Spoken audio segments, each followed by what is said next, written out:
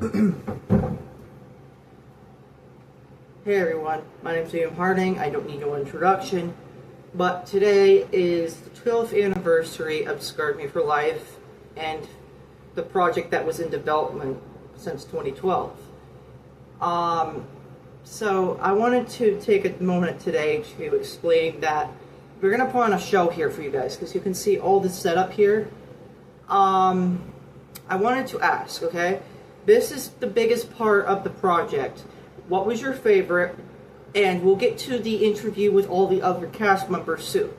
Right now we're going to do a live performance, and then after that we're going to do that interview, and then the behind the scenes content behind me. So yeah, let's just get started. So here we are playing the 3-song remixes by the Flaming Band, someone I worked with back then in 2019 before the studio. His name is Jeremiah, so that's why a lot of the music has watermarks, because we promote the people that've done it. So we're going to take a moment and listen to 3 remixes that we've done, okay? We'll just get started. Let's just start, okay? So take a minute here, and here we go.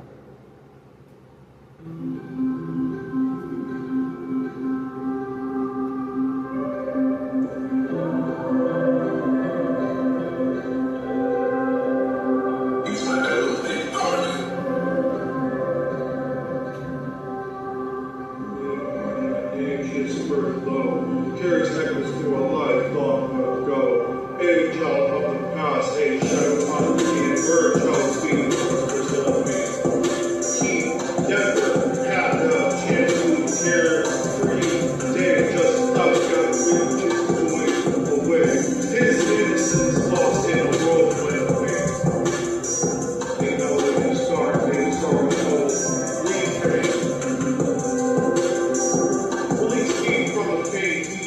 Night, Williams land in, bathing the pale moonlight from the fallen Bill's ghost. On the guard, he did we made memory, each stirred, buried in doubt and deep.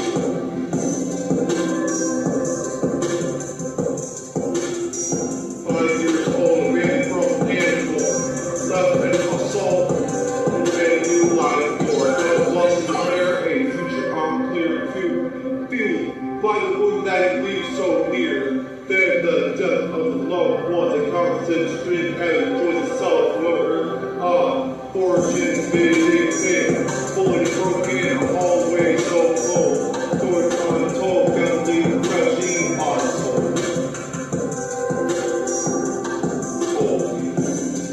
Tragedy on soul. He fought through the road. They come to stay to places where there was still fighting faith.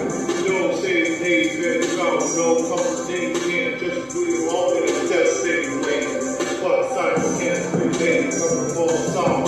And sorrow can't lost words when it is found. He picked up his guitar and his lifeline to hold. Poured out his sword, grave and gold. He from the pain he cries in the night.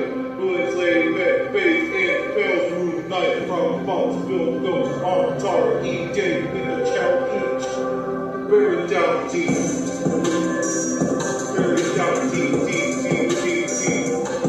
Buried down deep, buried down deep. He is buried down deep, and our head is down by his heart. His heart is deep full of darkness.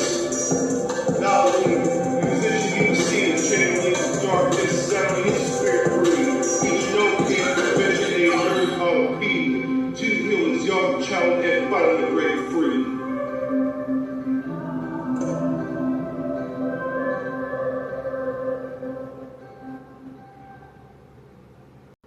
Alright guys, basically that was a remix by the Flaming Band, and the song that they created, or they created, I did, they did the instrumental originally, so they did like a remix here. So yeah, they did a remix on that one of my most favorite remixes of all time on Scarred Me for Life. The original version can be found on Spotify. Spotify, and any other digital platform you listen to for music streaming, it will be there. Okay, so we got next. One of the most not greatest ones I've ever done. I'm not gonna say it's the worst, okay? It's not the worst. So I think if I just add it here, it won't be an issue. As long as I didn't put on the wrong one, which I think, yeah, it was that one, okay. Just want to make sure.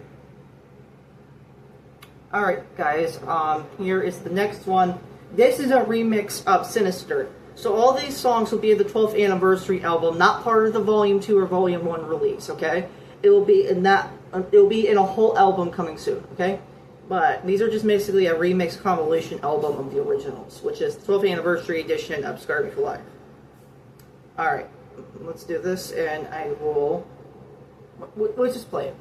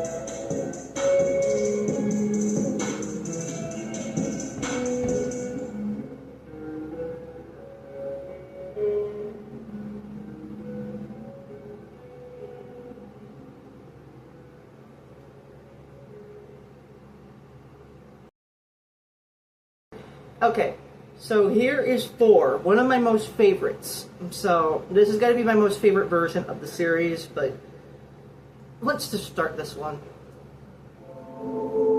Years engage your eyes, a pain heart and soul built to last. The waiting and dust to fall, but every day a chance to find out the goal. Okay, I like that.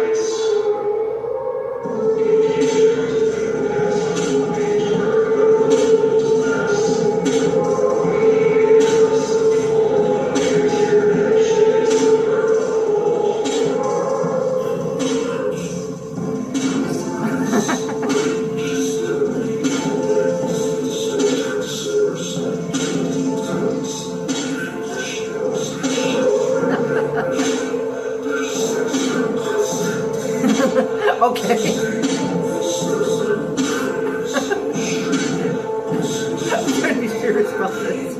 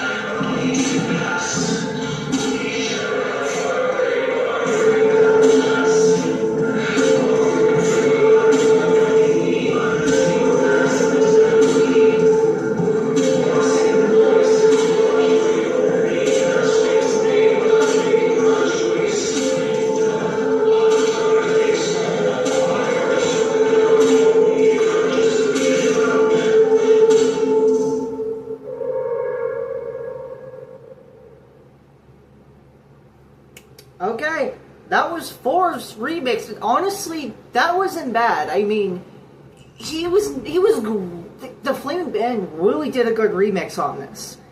So, yeah, good version. I give him tons of credit there. Elijaah is, on the other hand, was awesome. Like, it managed to, like, his version, even though his voice is so deep in real life, like, if you go up to see Elijaah right now, it's not as deep as that, but it's, like, his voice got to be the great role. If I had to give him a role to play a demonic version of Past William, I would definitely give him that role. It's just amazing. So, yeah, let's get into the next section. And before this whole house's power goes out. But anyway, let's do the next one, and we'll be there in a second.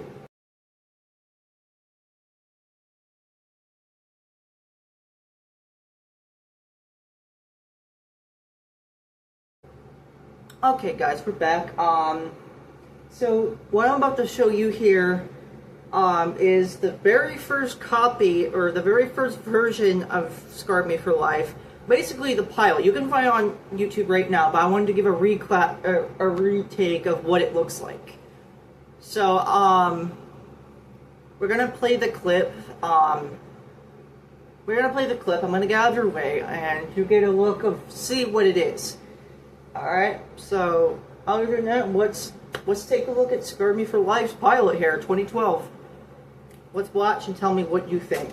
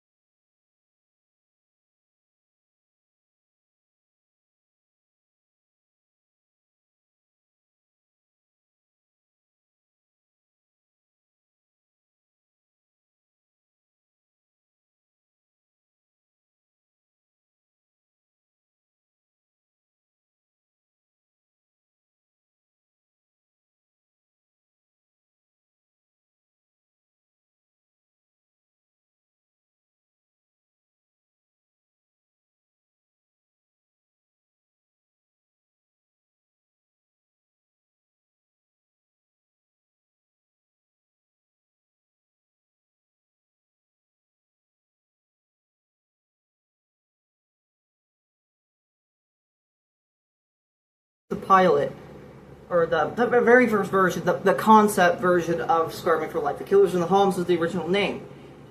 So, we got that. Let's come up with something even better. So we decided to come up with something better to what it was before, to what we have now, which premiered in, which makes, even though it doesn't necessarily count as a 12th anniversary, but it does, because Killers in the Home did migrate to Scar Me for Life, and Scar Me for Life's first concept art is right behind me.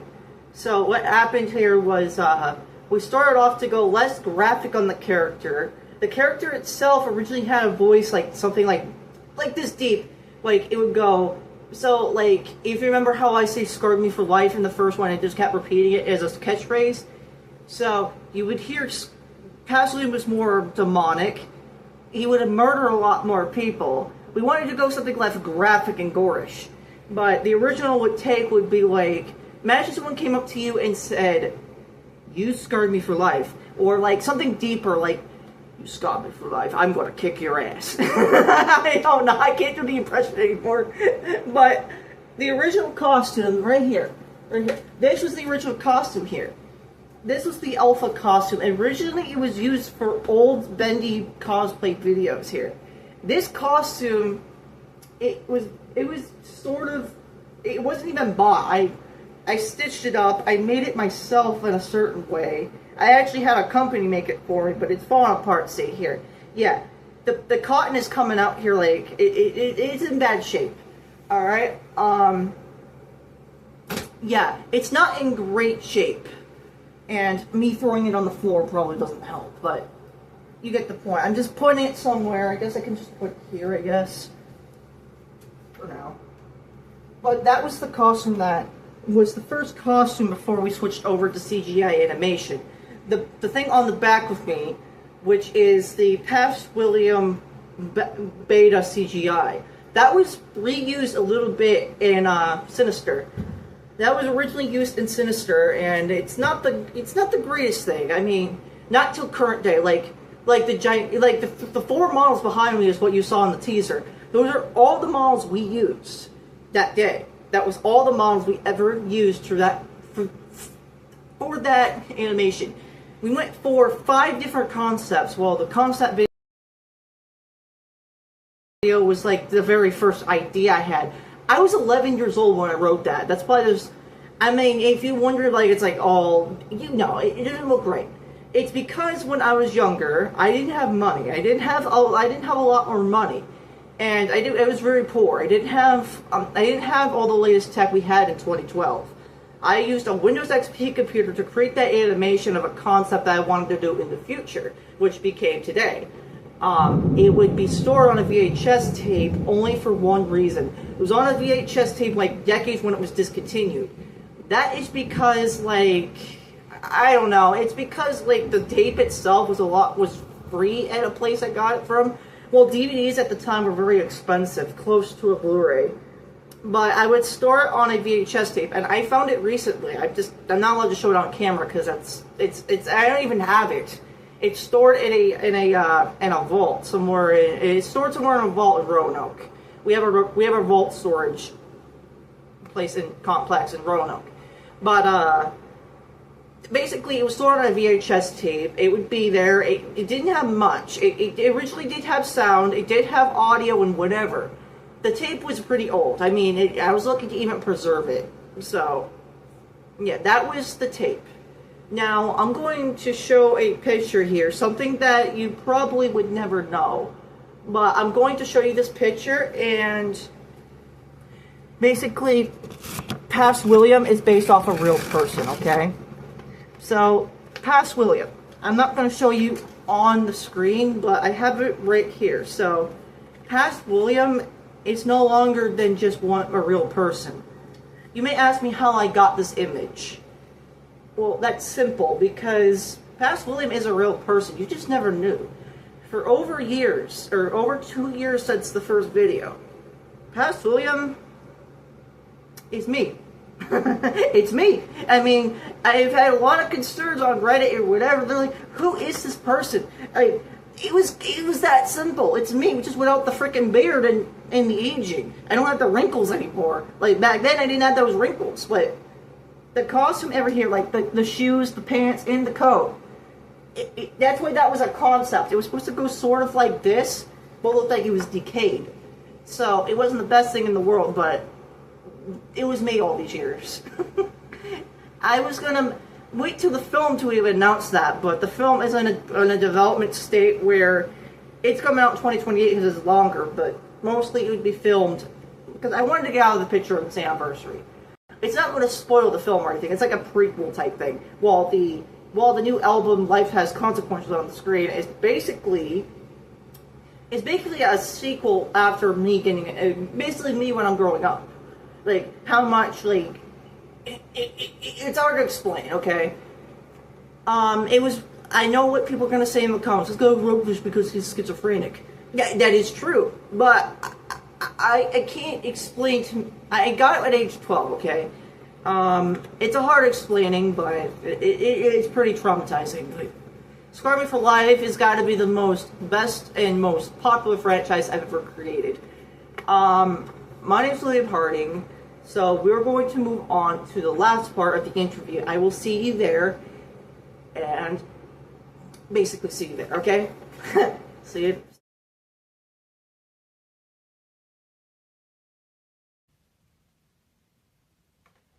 Alright, so yeah, we're back, guys. Was not a fun thing we just went through here. My whole studio has no power. Still have no power. Like, I wouldn't know what to do. No, it's fine. Yeah. And I'm not totally sure if the green screen's going to work totally fine, but we'll be fine if not. I have an alternative. But, so anyways, your favorite thing was your favorite version. Do you know, everybody should know that L-Friend, Friendship Doesn't Last Forever, Left Me, and Scar Me for Life are all connected in the same reality. They are they're the same songs, like basic spin-offs. They're similar, they're just not fully similar. It's like related, they're like cousins. So basically, you also got what else? You got 4. You got all those. Okay, so the original costume was right there. I remember because I can even freaking remember when I said when literally we were mid recording, the whole power went out. So those songs are realities. The reason why I'm moving over to nerdcore because I am moving on from this type of music. I said I'm not going to treat it like Sly Cooper. I'm not going to ditch it completely. It's the baby of the studio. It's what founded it. It's what started it. Oh yeah, Goodbye Papa is also related, which is a big smash hit there. So the songs are basically all connected in the same reality. They go around each other like they're basically the same story, just different sections, like spin-offs to the real type thing. Basically spin-offs and prequels. So you got those. God damn, I can't even remember. Alright, you know what? Here's the question. For the past 4 years since you started L-Friend in 2022, what would you have to say about that one? L-Friend, like 4 years later. L-Friend, yeah, the one that we done like at the beginning. I'd be happy to say that one, was a start for me. Like that was probably one of my first songs I ever did. Like really did. I was completely new. Originally. Originally, me and Elijaah started off as one collab, and then we started making songs a whole series type thing. It's because we have in reality, basically, he was looking into finding a way to help his music grow.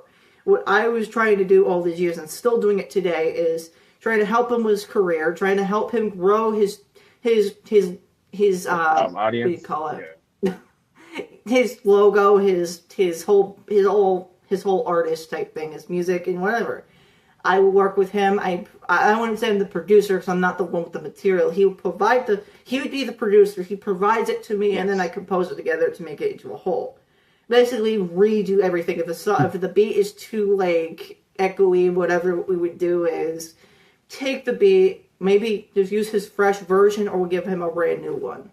And then when he's recording music, I try everything I can to fix that with his vocals. Sort of how Alfred didn't have the best vocals, but we figured out how to, it still hit because it sounds like someone's on a phone. Like, that's what we were going for in the beginning. So, Walk Down This Only Road, that's when he started getting very, very, very way you could understand his vocals and whatever. We did that. We took that in together, too, and we composed that one. If you have not yet, April 1st, or actually that'd be, I think that's a wholly different project, but Volume 2 is out now. It's 4 and all that's out. The only one that's not existing is Apple Music, because we're having tons of issues with them, but it's on every other platform. You got all sorts of stuff, and it's all there, and it basically it's all there. It's right there. Spotify is the majority where everything is too.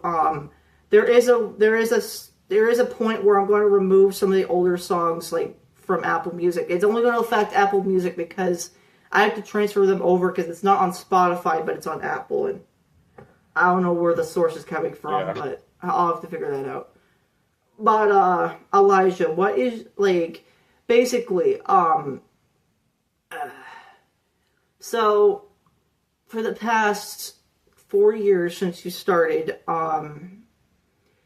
would you want to continue to help? Would you want to continue to be in more projects, featured, get your music out there, and all sorts of stuff? Yes, I would like. Okay, yeah. That's the biggest question today. I would say yes. I like to. Go it's a big opportunity. The things that I believe could help people, enjoy music. Like, I want people to, have, say if they're having a rough day and they just put on one of my songs, something they have in a playlist or something random. They would come to us, or they would go to another artist. It's just how the music industry works. Last thing we have to mention here is actually, I think I remember. So do you know the motto of William Harding Entertainment? Because this is something that no one really realizes about our company.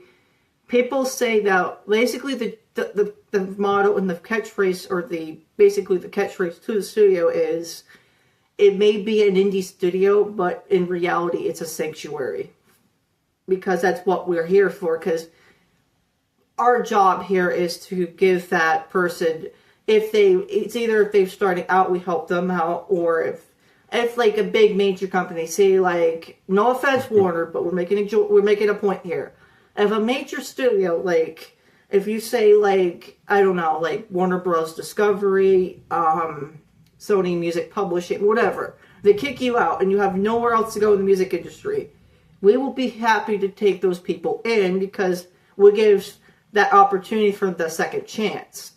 Now, there is going to be one thing. We have to make sure they haven't committed any crimes, because as a valid reason in protecting the studio and the people around them, we would have to check for any criminal activity, because of course that's what we've been doing. So, do you have any questions for anything? Do you have any questions at all? I'm trying to think, man. It can be anything. It can be anything on the topic. Oh my gosh, that's my computer in the background. So what inspired you to start, having your own studio and label, and seeing the artists, finding artists, working the artists you see potential in, how has that been It has been going on for 8 years, and because of that reason is the reason the foundation of the studio is as a sanctuary and everything else in the world. The music industry has not been great over the past 20 years. And what our role in the music industry is, I'm not going to say we're breaking the industry, we're not trying to make any big blowouts to the industry. We're not, basically, every people in the industry are our friends. We don't see rivals.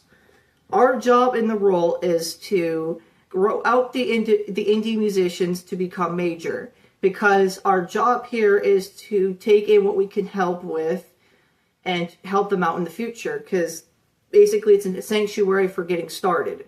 What we're trying to do is, basically, the reason why for the past 20 years I've done this, and it's not because I have talent too, it's because everybody else in the industry has many, many talents.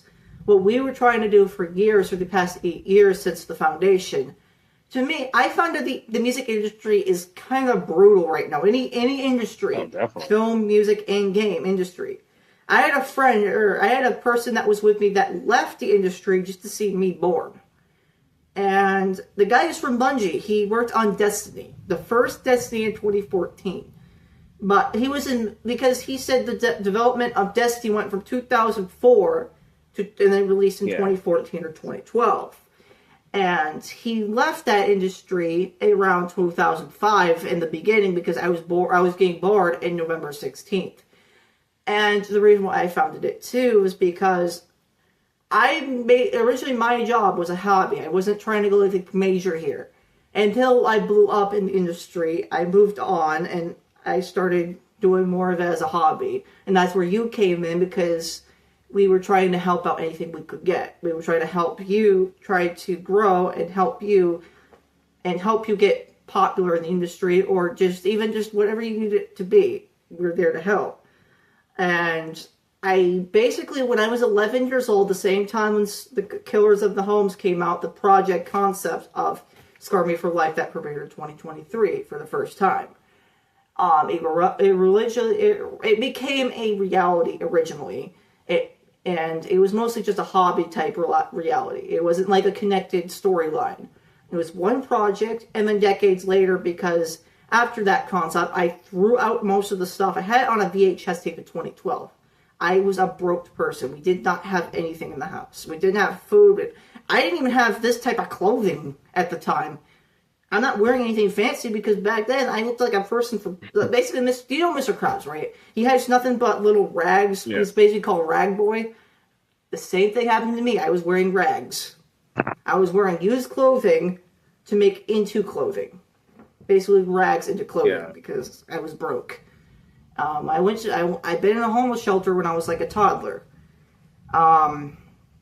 Basically, I found the studio as a place to basically to patch up how the industry has been for the 20 years. We want to start doing physical media soon, and to be honest, it's going to be a long time from now because we're still over here trying to figure out how we're going to do that. It's a lot to work with because unlike digital media, physical media is worse because you gotta go through all. Basically, I had to have a whole stock in the whole house, or the studio inside the house. I have to basically grab. I'm going to do it next year if I can. I'm not going to make any promises, but I mean I've promised it before, but I'm not going to make too much promises. We have to buy. We're basically going to pretty much make our own type. Basically, we're going to hire professionals to do it. We're going to have them basically make artwork. Some of them might be sleeves. Some of them might be records. Some of them might even be little tiny cases. Like, you know how you go to Walmart and you buy a CD? That's exactly where it's going. Distributing and retailers would be where the CDs are going to go. It'll be Walmart, Target, Amazon, basically all those retail stores. So imagine you go into Walmart one day in 2026. Your friends are with you, and they say, "Elijaah, what is this?" He says, "No way, that's the Frozen album. It's in Walmart." You'll get this like, yeah, and then you're like, you could go out to people and says, "I was the one that made this album. I'm in this album." They're like, "Yeah, right." I'm like, "Oh, really? Let me sing the vocals." Yeah, because basically physical media is the quickest way to get popular as well, like trying to grow up in the industry. Digital is a little bit more challenging because you got to do advertising. People just won't run into it mysteriously and randomly. Because physical media is what made most of the earlier musicians popular, because physical media is still a thing. It might not be soon, but if we can get out there soon enough, we'll probably get that ready. Yeah. So guys, this is gonna wrap up. So is there anything you'd like to say to everyone before we end it off here? If you watched the video, thank you. If you did, share this video with your friends and family. And I hope you enjoyed the Scarred Me for Life series. And I hope anyone watching is having a great day.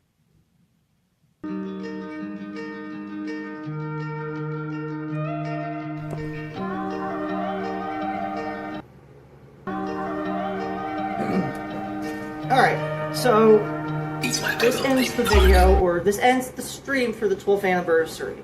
Now, we're going to be doing another anniversary soon, at least next year for the 13th anniversary event.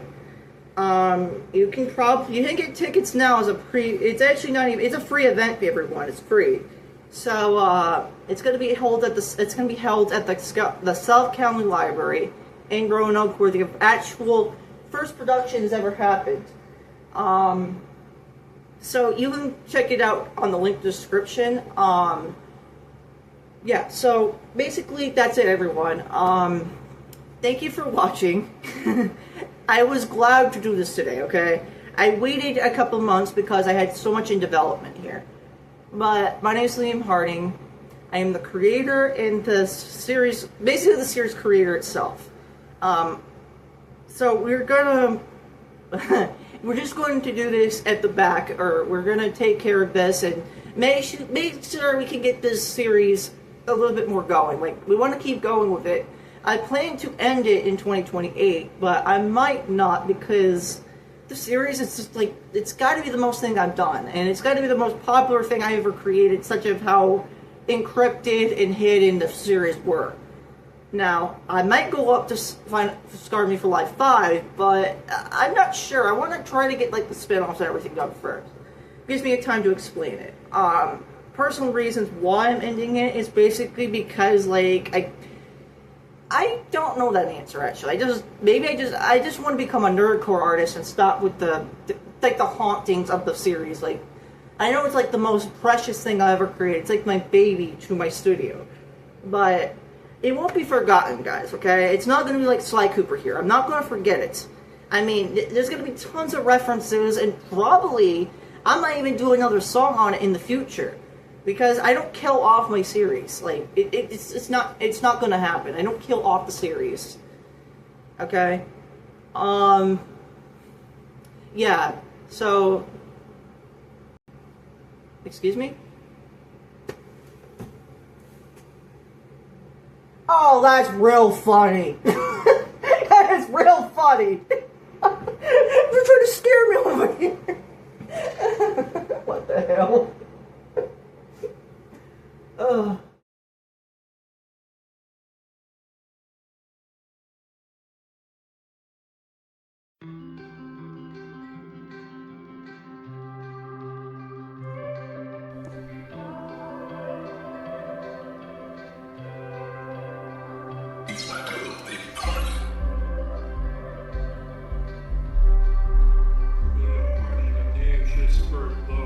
Carries echoes for a life long ago.